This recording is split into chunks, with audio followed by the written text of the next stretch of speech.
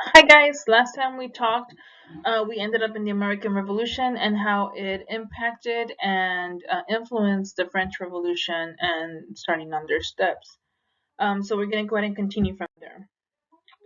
If you guys have already known or read through in the package, we had a financial crisis. The third estate, the people estate, the peasant estate, the poor estate, uh, carried much of the burden and the financial they were taxed a lot. And then we have this gentleman Jack Necker who was loved by the third estate because he came out with a proposition which is tax on property. Now the tax on property wasn't going to be for the third estate, it was mostly for the first and second, the rich estates, the clergy, which is the church, and the noblemen, which are the aristocracy. So he wanted us or he wanted the king to tax them. So the third estate can not feel all the burden of the taxation. So he called for the estates for a meeting, and they met in Versailles. Now, if you guys remember, there was only note, one vote per each estate. So here comes this gentleman trying to say, "Hey, we have three people. We're gonna tax you two, and not the third one, so we can help them out." The church and the aristocracy, the noblemen, were not happy.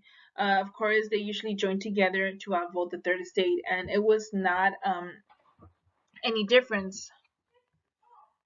Excuse me, any difference now that I'm so sorry. Any difference now that the new proposition was being in place?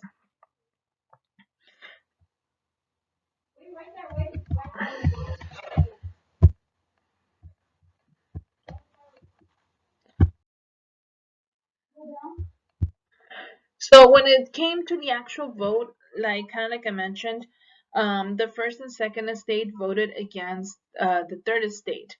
At this point, the third estate kind of said, "You know what? That is enough. Enough is enough. We're not gonna put up with it." And the third estate held most of the population. It held 97% of the population, while the other two estates only had 3%. So they were the majority of the people, and they kind of succeeded from the France government, the three states, and created their own government, which is known as the National Assembly.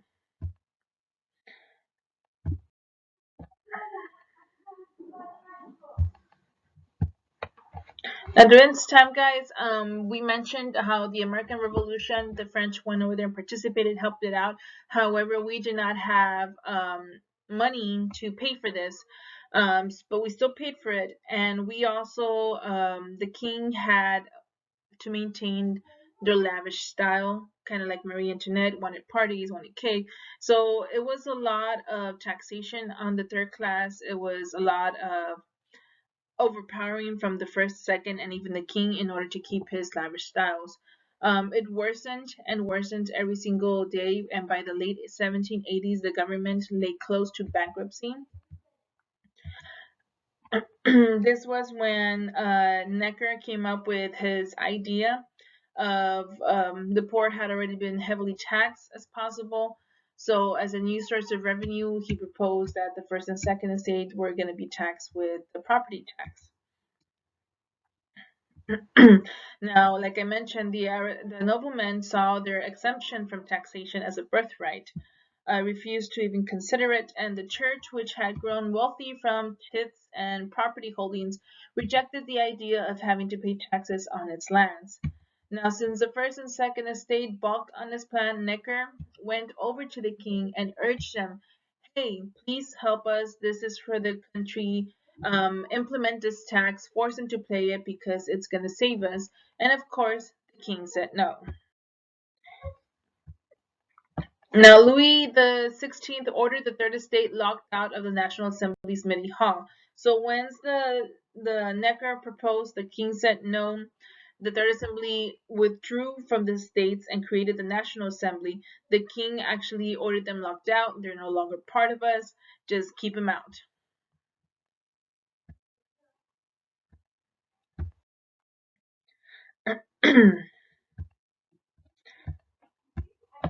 Excuse me. So the National Assembly actually met in the tennis courts, and they will not leave until something was being done, and came out the tennis court the tennis court oath. I'm sorry. While that was going on, we also have the rioting in Paris when something very important, and it's known as the storming of the Bastille. The storming of the Bastille was people again were fed up. They wanted to take arms against Paris, against France, against the king. So we have regular peasant people going into this place called the Bastille. The Bastille was a symbol from absolutism. It was an old fort, it was a prison, and it was a weapon armory. So the people went in there, tore it down, got themselves armed with weapons, and started to fight back.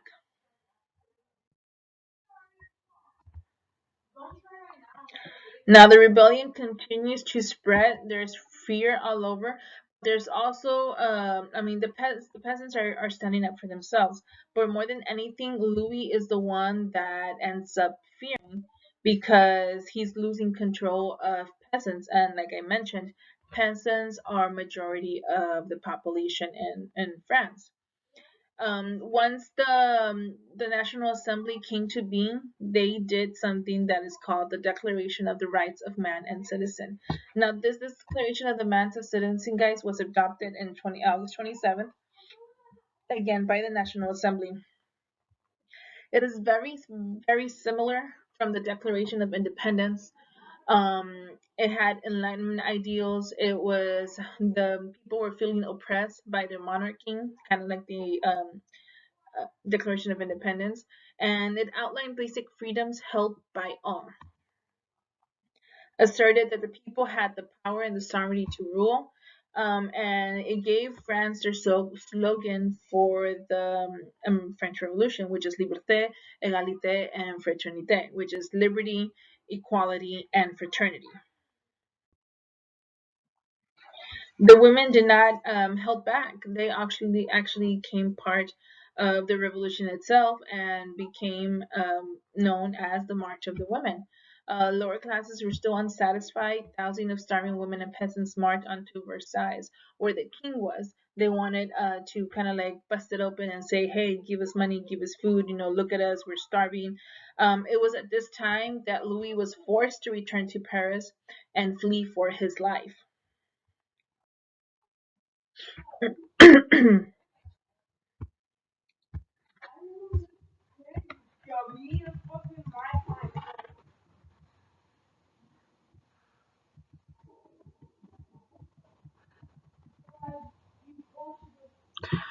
Okay, so the civil constitution of the clergy, guys, it was still during financial crisis.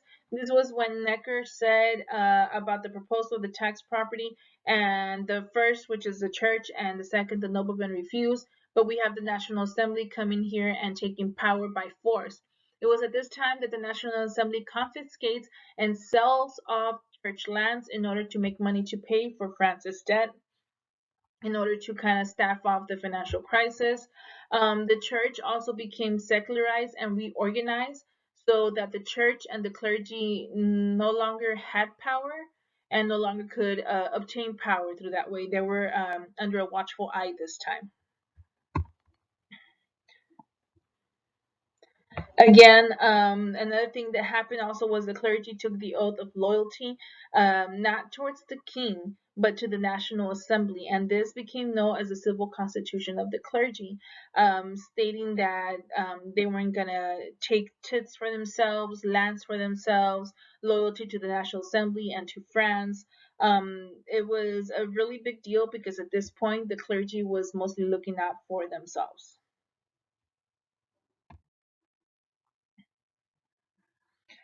At this time, like I said, France was in rebellions, riots everywhere. Louis had fleeing over to Paris from excuse me to Paris from Versailles. But in overall, Louis XVI and his family was actually attempted to flee France. They wanted to leave and not come back because, like I said, they were fearing for his life because of his lavish lifestyle of his ruling. So they were fleeing. However, they were captured at Verrines and arrested for unlawful treatment of its people, and it became a pretty big deal.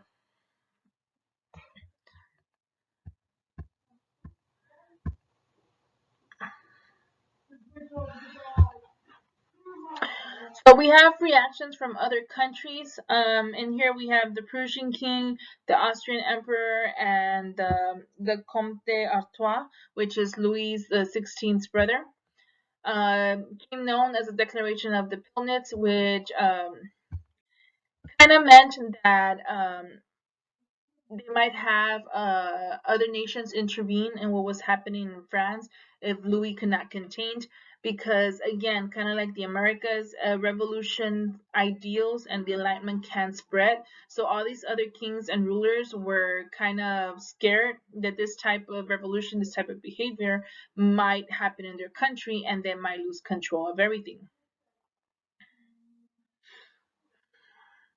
Now, after the king was deposed, excuse me, a new constitution was a new constitution was put up under the National Assembly. It was a constitutional monarchy that they had. It was a new legislative assembly that was implemented into this. The sans culottes, which is, I'm sorry, my throat's hurting a little bit. So at this time, guys, what we have in France is kind of still like a volatile resolution, a volatile situation. The king is already deposed. We have the National Assembly taken up front. But what we're going to start seeing is seeing a more radical party kind of evolve and come from here. However, the people still think that they might be in control, that there's still a lot of riots, a lot of anger felt throughout this time. It's gonna definitely calm down later, but we have yet to see.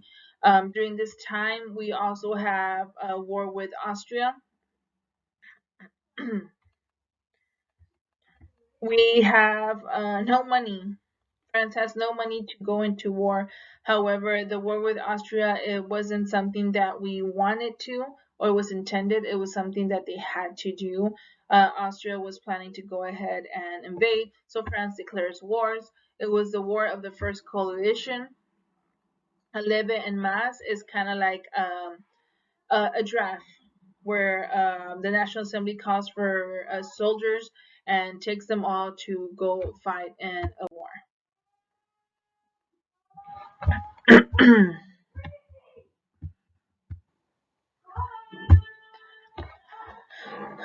Okay, so last time we have the radicals take over. This is what I was telling you about. We have a Paris mob who stormed the Tuileries. That's where Louis was. Louis was arrested and waiting trial.